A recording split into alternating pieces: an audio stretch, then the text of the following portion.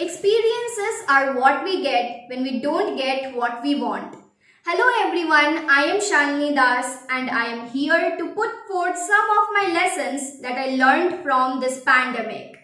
As we stepped in a new year 2021, I have started to reflect more on the tumultuous sequence of events throughout 2020. I have experienced many firsts, from wearing a mask to learning how to use online platforms like Google Meet, Zoom, etc. for the first time. It has been a learning experience for us all. If not, then definitely for me. Resilience is defined as the ability of a person to recover quickly from something unpleasant, and this year has certainly shaped the way individuals, families, and communities adapt to significant changes. On a personal level, these are some of my key takeaways from the pandemic.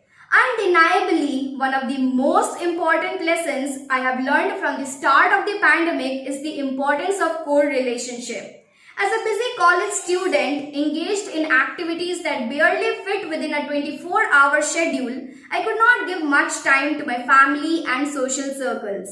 I struggled to strike a balance. But once all my activities grinded to a halt, it made me spend more time with my loved ones. So, it made me realize that there is a finite amount of energy and time I have to create the meaningful relationships, and the pandemic reminded me that the grass is indeed greener where you water it more. The pandemic's toll on mental health cannot be overstated. I remember the rapid transition to online learning stressed me. I also remember the early pandemic has actually created uncertainties in my personal life.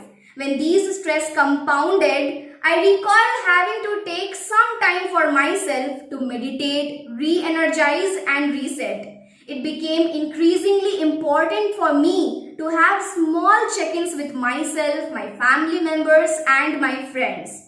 These reminders can go a long way, and being mindful of my own emotions can help me tackle them even better. I realized that it became even more critical nowadays for supporting one another and go hand in hand. So I tried to offer to pick up groceries for a high-risk immunocompromised person living in my neighborhood. I realized that it is very important to find happiness in small things, and I learned happiness is something that we ourselves can get. So I used to cook with my mom in the kitchen and play board games with my father and sister. I realized that the importance of healthy eating is much more, unlike my sedentary life where I always used to binge on junk food. Within a few days of the lockdown, I got to know how much space my non-essentials were occupying, and this made me re-evaluate our procurements and definitely be minimalistic. I did things that made me happy, took up new hobbies, and also learning new skills made me even more happier. And definitely, the lockdown was the best time to indulge in learning and taking a moment to reflect on life. Because sweet are the uses of adversity. And cheers to a safer tomorrow and a better you. Thank you.